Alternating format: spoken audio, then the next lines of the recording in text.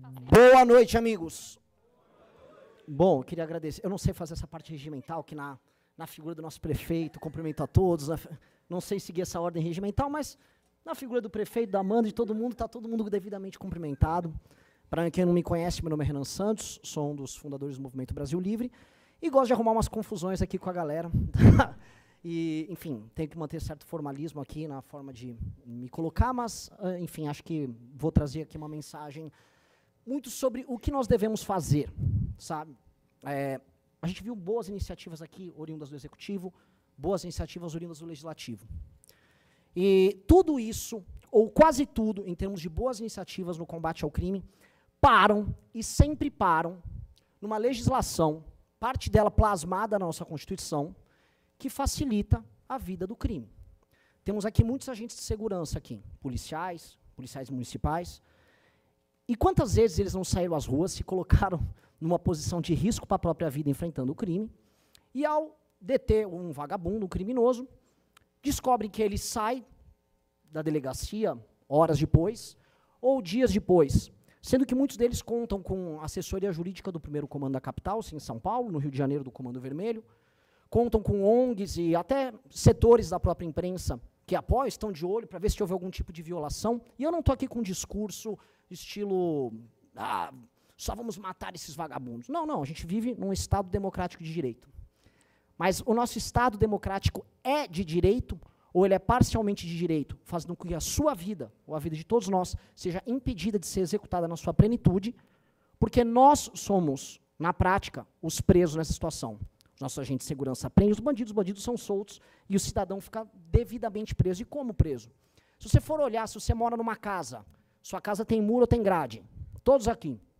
Se você mora num prédio, provavelmente tem um segurança, uma pessoa que vai brecar a entrada de pessoas, porque o seu prédio provavelmente também tem muro e também tem grade. A sua casa provavelmente vai ter, se você mora numa residência, grades nas janelas. E as portas têm que ser minimamente reforçadas. Se você sai de carro, seu carro vai ter um insufilme. Não blindado, porque não somos ricos aqui, mas você, no mínimo, quer que o bandido não veja a bolsa ou o celular. Se você anda com o celular na rua, você tem que esconder ele, porque ele pode ser roubado. Se você olhar e prestar atenção, boa parte do seu dia é determinado pela falta de segurança pública. Boa parte do dia a dia de qualquer pessoa absolutamente comum é determinado por isso. E a gente no Brasil, como a gente tem uma grande capacidade de adaptação, o brasileiro é muito adaptável, a gente se adapta e dá risada disso. Tem algumas pessoas que compram o famoso celular do bandido. Quem aqui não tem um? Guarda um celular velho, se vai ser assaltado, você dá o celular velho para o bandido.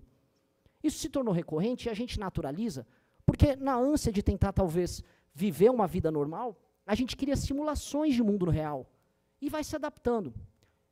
Ora, eu não quero me adaptar a isso. Quando alguma pessoa vai embora do Brasil, ou vai e visita um país de primeiro, ou visita um país de terceiro mundo como a Argentina, fica chocado, nossa, Buenos Aires a vida é normal. Sim, porque você é tratado como um animal aqui. Você é tratado como um animal acuado. E todas as vezes que a gente vê campanhas de enfrentamento ao crime na imprensa, a palavra que vem é paz. A palavra é sempre paz. Quem lembra da campanha Sou da Paz, 1997? Pombinha, Sou da Paz, vamos desarmar a população. E eu não sou um dos que acha que armar a população vai resolver isso, tá? Não sou, ainda que eu seja favorável ao direito do porte e tal. O ponto é, nós tratamos a questão que é uma guerra sob o prisma de alguém que está buscando paz.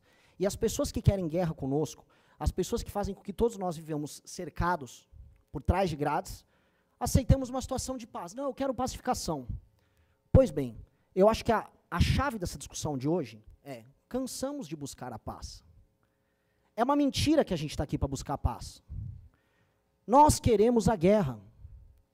Nós precisamos de uma guerra. Nós precisamos prender e matar os líderes das facções criminosas que fazem que nós sejamos eternas vítimas. E às vezes falar isso soa absurdo, eu peço desculpa para as autoridades por falar isso aqui. Mas nós precisamos prender e matar as lideranças do crime organizado. Chega assim, nós perdemos vidas de policiais, e é uma coisa muito esquizofrênica, né? O Estado brasileiro paga as forças de segurança, e ao mesmo tempo paga eventos que cantores e heróis para a juventude cantam músicas tecendo loas a quem mata policiais e forças de segurança.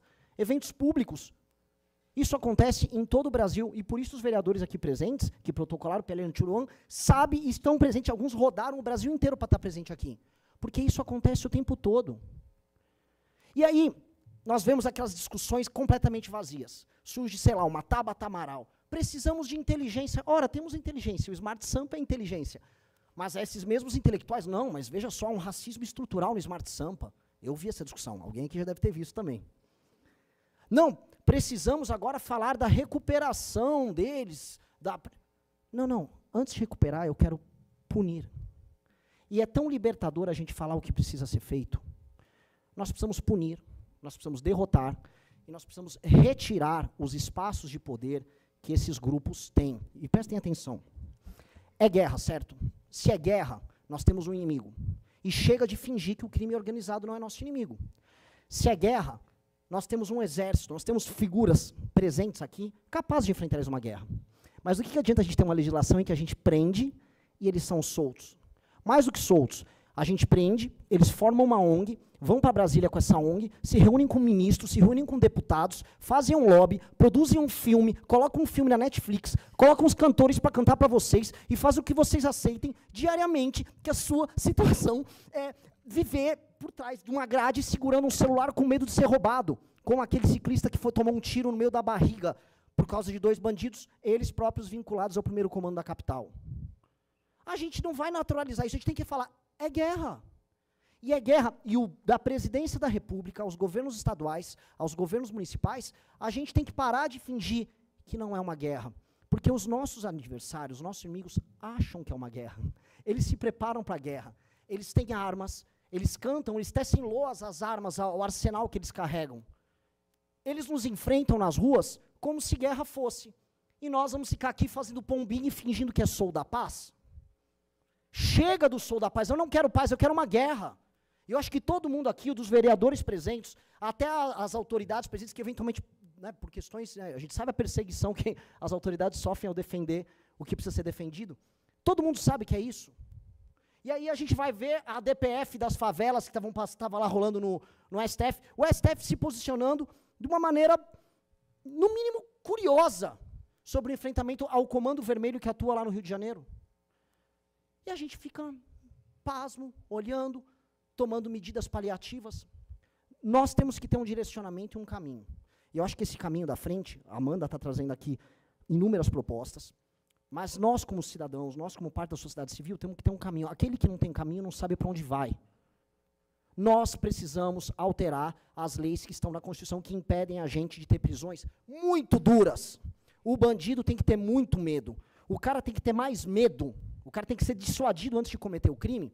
E ele tem que ter muito mais medo de sair à rua para cometer o crime do que você para andar com um celular velho.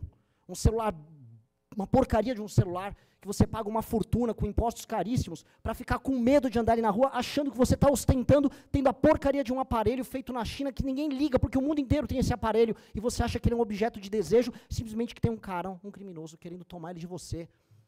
E aí pedem para você ficar em paz, buscar a paz, falar como nós vamos recuperar. Eu não quero me preocupar em recuperar ninguém agora. Enquanto tiver alguém solto de uma facção, enquanto uma facção controlar 1 centímetro de território no Brasil, significa que nós estamos perdendo essa guerra. E isso nós temos que propor para nós enquanto geração. Qual é o papel da nossa geração? Aceitar ficar na paz, sendo dominado por esses caras, ou aceitar definitivamente ir para a guerra? Nós temos que ir para a guerra, e é a única coisa que importa. Se tem uma facção que controla um pedaço do território brasileiro, não importa em São Paulo, no Rio, a gente sabe o que está acontecendo no Brasil inteiro, aqui temos representantes do Legislativo do Brasil inteiro. Todo mundo sabe que algum naco do seu estado é controlado pelas facções criminosas. Todo mundo sabe disso. É aberto, é público, é notório. Enquanto nós ficamos fingindo que isso não é um problema, e que nós somos reféns no nosso suposto estado, a gente vai ficar se iludindo, vivendo com aquelas casas, com aquelas grades, com até a barriga para o carro entrar, para o carro caber na garagem, né? Com segurança em prédio, para quem pode, e negando o óbvio. Nós somos um bando de refém. Eu prefiro ser um refém que luta para não ser escravo, do que acordar e correr o risco, como a Amanda está correndo, e declarar guerra a esses caras. Com eles ameaçando você, mandando mensagens de morte, afirmando que você tem que desistir, que vai te matar, que no caso dela, por ser mulher, e as mulheres sempre, aliás, as mulheres que estão aqui presentes são muito corajosas, porque elas sempre sofrem ameaças muito mais duras do que nós homens, mas muito mais duras. E é isso. Ou a gente declara guerra como ela está declarando, ou a gente vai ficar na fingição. Eu não aguento mais fingir. A gente tá montando, eu não vou fazer propaganda de nada. A gente está montando um partido político de nome e missão simplesmente para isso. Se a gente conseguir cumprir, e se a minha geração, não importa aí sim, o partido político de todos vocês, a orientação política de todos vocês, tá? Ou as afiliações e as afeições político-partidárias de cada um. Se nós pudermos todos declarar guerra ao crime e fazer o óbvio e permitir que nossas polícias possam caçar, prender e, no caso, se houver resistência, levar a óbito quem causa o terror na nossa vida, nossa geração vai ser marcada como uma geração vencedora e não como uma geração que se acovardou e ficou escondida pregando paz num país que só quer a guerra. Muito obrigado a todos.